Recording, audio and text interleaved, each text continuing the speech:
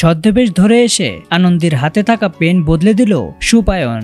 সেই পেনটা ব্লাস্ট করলেই খুশি হয়ে যায় সুপায়ন। এমনটাই আমরা দেখব আজকের পর্বে। তো বিস্তারিত জানতে হলে ভিডিওতে লাইক দিয়ে পুরো ভিডিওটি দেখতে থাকুন।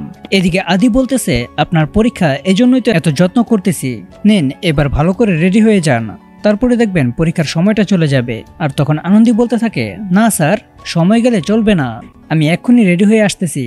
এটা বলে আনন্দী রেডি হয়ে আসতেছে। আর তখন বিজয়া খাবার নিয়ে আসে আর সে বলে, নে আনন্দী, এবার খাবারটা তুই খেয়ে নে, না হলে তো অনেক দেরি হয়ে যাবে। তখন আনন্দী বলে, তুমি খাইয়ে দিচ্ছ, তাহলে আমার কেন দেরি হবে বলো তো, তুমি তাড়াতাড়ি খাইয়ে দাও তো। এটা বলে আনন্দী নিজে রেডি হতে থাকে আর বিজয়া পিছন পিছন দৌড়াতে থাকে আর আনন্দীকে সে খাইয়ে দিতে থাকে। আর তখন আদি এসে বলে, শুনুন আনন্দী, আপনি পরীক্ষার বেঞ্চে যখন বসবেন তখন পরীক্ষার প্রশ্নগুলো একটু ভালো করে দেখে নেবেন।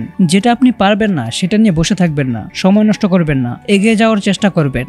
যখন আপনার পরীক্ষাটা শেষ হয়ে যাবে তখন ভালোভাবে রিভিশন দিবেন। তবে হ্যাঁ, একটা কথা বলে রাখি, একদম চিটিং করার চেষ্টা করবেন না। আর তখন আনন্দী রেগে যায়। আর তখন আনন্দী বলতে থাকে, স্যার আপনি আমাকে কি বললেন, আমি চিটিং করব? আমি একদম চিটিং করি না। আর তখন বিজয় বলে, এই থাম তো, তোরা একটু পর পর কেন ঝগড়া করিস? শোন আদি, তুই কিন্তু একটু বেশিই বলতেছিস। আমাদের আনন্দী কিন্তু একদম চিটিং করে না, আমাদের আনন্দী তো ওইরকম মেয়েই না।